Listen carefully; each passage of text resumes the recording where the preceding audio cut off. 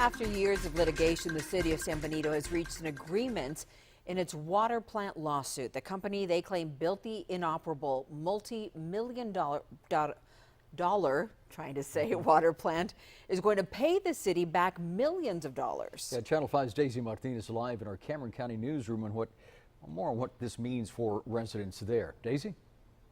The $4 million will be put back into plant number 2.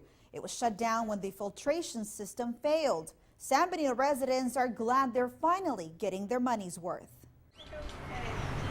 People living in San Benito clearly remember the early days of January when the entire city was under a water boil advisory.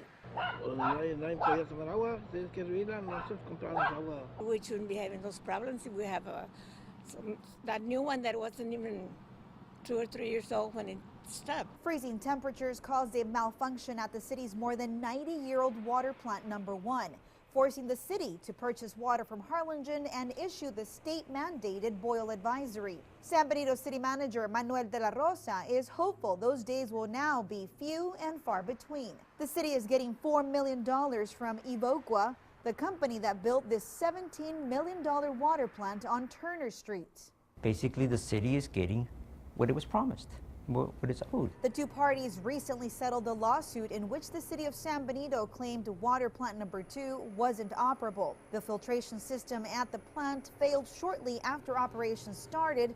The city was forced to shut it down in 2014 and filed suit. The settlement agreement weighs heavily on that issue being resolved. They're going to provide the 896 membranes. They're going to provide some technical assistance, some training. It imposes some responsibilities upon the city, which means it's a partnership. It's something could have probably happened the first time. De la Rosa says the $4 million will be reinvested in the plant to make sure it's producing 6 million gallons of water per day. The 1 million gallon ground storage tank is up to par, and to build a pre-treatment facility. Residents are floating the bill for the $17 million for years to come through their water bills. Huerta says it's time this infrastructure is put to use. We need that new one running. They should use that new one and the other one to back us up. De la Rosa says the quality of water hasn't been an issue, so residents won't even realize which water plant they're getting it from.